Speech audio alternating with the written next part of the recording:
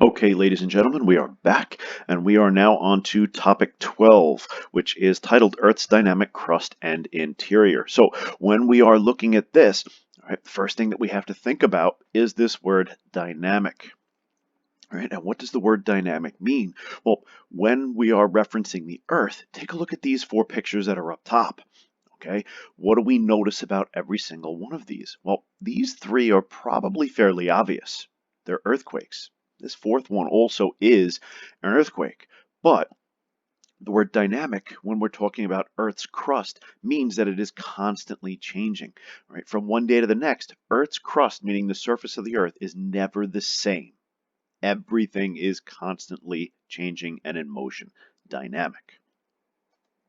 Okay, so understanding that, we need to know what original horizontality is, because when we take a look at Earth's crust, we need to be able to look at the different layers and different type of rocks and be able to figure out what happened. Essentially, this is the key to interpreting the history of the Earth. So when the Earth was essentially formed, we started with original horizontality, and the word original essentially means begin, right? And horizontality, horizontal, right, is referring to how everything begins. Think about it. If you took a handful of rocks, threw them up in the air, when they land on the ground, they're all going to land in a flat layer. And then if you picked up another handful of rocks and did the same thing, throw them up in the air, those rocks would land on top of the ones that were already there, right? Creating a layering effect. So we could see it up top. If we look at these two pictures, all right, now number one here is on the bottom. Number two, number three, and number four changes as you go on top. Well, which one had to be there first? Well, number one had to be there first because it's underneath the others. Now, that might not be as obvious when, or it might not seem as important when talking about layers, but take a look over here at the picture here on the right. Right? If you're an anthropologist looking at fossil history in Earth and you're digging down and you find three different skeletons at three different layers, well, which of these is most likely going to be the oldest? If you take a look at them, it has to be this one here on the bottom because it's underneath the other two. This could not be younger than these two, meaning these would not have occurred unless this was there first. Right? So the farther back in the ground we dig, generally, the farther back in time we see. This is what is known as, right, stratification, right? So original horizontality is where sedimentary and some igneous rocks form in horizontal layers, or strata. Now you're going to hear me use this word, all right? Strata and layers essentially means the same thing. These are horizontal strata, they're also horizontal layers. Okay, now if a layer of sedimentary rock is no longer horizontal, that means it has been changed by some form of crustal movement, meaning what you thought was going to be nice and simple, one thing on top of the next, on top of the next, on top of the next, always becomes more complicated. This one's simple, nice and flat. This one here has this kind of bend in the middle, almost making it look like a mountain.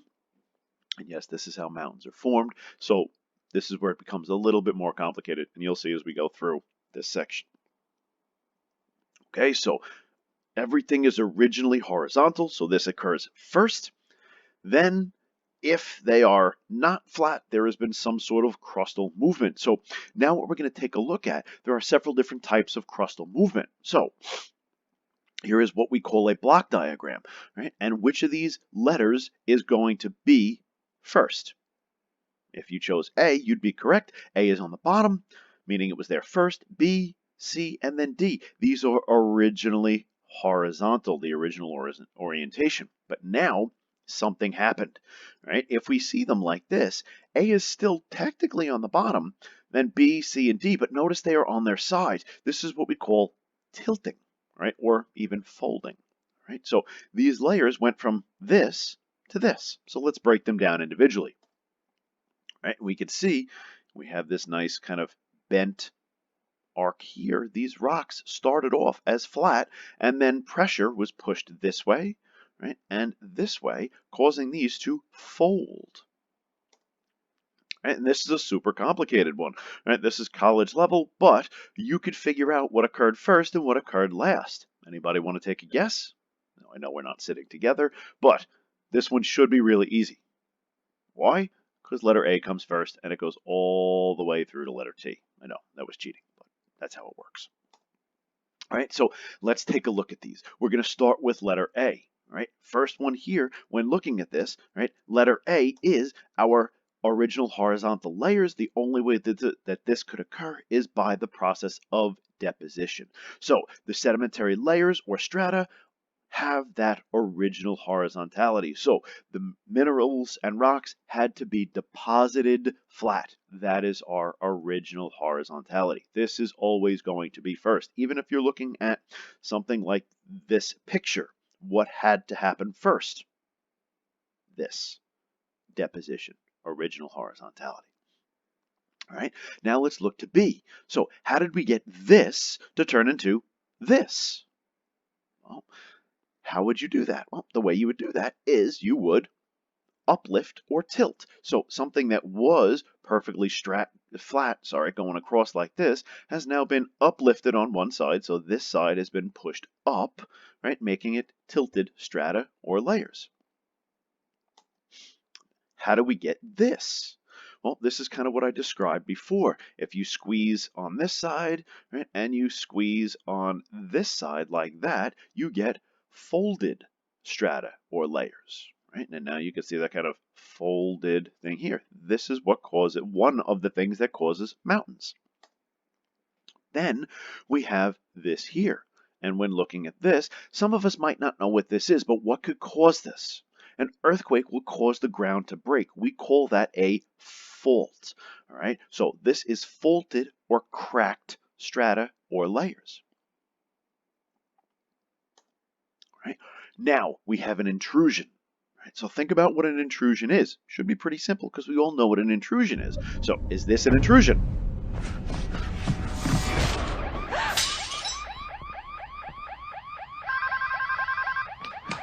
Hello? This is Scott from Brinks Home Security. Are you all right? No, I think someone tried to break in the front door. I'm sending help right now. Brinks Home Security. Now, yes, that is an intrusion, right? And what did that guy do? That guy intruded or broke into somebody's house. Now, how does that work with rocks? Well, you have rocks that are there, and then you have magma that melts or intrudes its way into rocks that are already existing, already there. So here we have these light-colored igneous rocks, and this is granite or this is most likely granite, right? And then you have a basaltic intrusion, this dark rock that is literally pushing its way, intruding through it, right? So an intrusion goes into an existing rock layer. Next, we have an extrusion. Well, you can't have an extrusion without an intrusion. Magma is going to intrude its way through, and remember, now I'm using the word magma. Magma is inside of the earth. So what is an extrusion? Extrusion is when that magma exits the earth and becomes now lava, and it flows over the surface. So now it cools, and now we have, this is a volcanic extrusion, right? This, in fact, is a whole bunch of them, and this is how we can have igneous rocks form strata or layers, because you'll have one eruption, then another one will erupt on top of it, and then another on top. And you can see there are two different color of rocks here. Right? This was a previous extrusion. This is a current extrusion, and this is lava flowing out of a volcano, which is located over here. Very common. Right? Then we have erosion. So any time, and this goes back to topic 9, I believe it is, right? Any time that we have rocks that are exposed to air, wind, water, essentially anywhere on Earth's surface, you're going to have erosion. So what does this do? This is going to create what is called an unconformity. All right. Now, if something is an unconformity, that means it does not fit in. It is usually buried. Okay, so this indicates some sort of surface change. So when you have erosion, right? The surface of the rocks are going to change. So how do we see that in, let's say, a diagram? Well, see how all these layers, which are tilted sideways, you would expect them to kind of go up like this. Well, now we have this thick black line here, which indicates the unconformity. All right, so that right there is your unconformity, and then what's on top here does not match what's on the bottom. It does not conform. Right? It doesn't match. So if you are an unconformist, you don't match what people are expecting of you. Okay? So this is caused by erosion. Right? Now, getting into this question, how can a fossil of a marine animal be found on top of a mountain? Well, if you think of any of these things that we just talked about, right, they can change the lay of the land. All right. So if you're thinking about this, what's the first thing that has to happen? The animal has to die, right? It's going to fall onto the ground underwater because we're talking about a marine animal. Right? Then you're going to have deposition. Soil and sediments are going to be deposited on top of that fossil, burying it. And more stuff will be buried on top of it, and then on top of it, and then on top of it. And then you can have uplifting, folding, tilting, right? Which would create that mountain and cause it to go up. So again, the original sedimentary layers were formed underwater. This is deposition. Right? Then you can have any of those things that we talked about, bringing it to that mountainous position. All right. So I know I went through that a little bit quickly, but here's how it looks. This is a common regions question, a block diagram with 4 questions. Which of these things had to have occurred first? Right? Well, when we're looking at it, all right, number 1 had to occur before numbers 2, 3, and 4. Why? Well, first of all, number 1 is underneath 2 and 4. So that means it has to be younger. And number 3 goes through layer 1. So ask yourself, could number 3 go through number 1 if number 1 was not there? No. Can you walk into a house if the house is not there? No, it has to be there first. So number 1 is going to be the youngest, followed by number 2, followed by number 4, and then the youngest is going to be this igneous intrusion because it goes through layers 1, 2, and 4. So if you had to put these in order, your answer essentially would be from youngest would be 1, then 2, then 4, then 3, with number 1 being young and number 3 being old. All right, same idea here. Now, if we had to put these in order, right, and I will write the letters on top, and I know these aren't in your notes, I'm just going through them so that you can see them. Which of these had to occur first? Look for the deposition. Look for your lowest deposited layer. So first has to be letter C, right? It's all the way down here on the bottom. What's on top of C? B. And I apologize, I don't know why it's doing that. Okay, then letter A, right? Because letter A is on top of that. So there's letter A.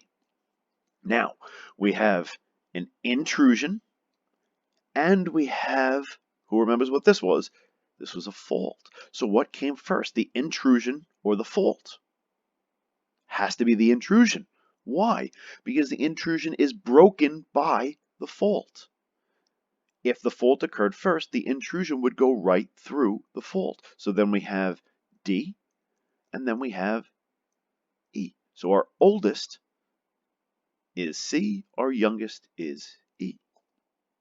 All right, and it gets more and more complicated. Again, this gets into more higher level, which we don't have to worry about. Right? Same thing here. Okay?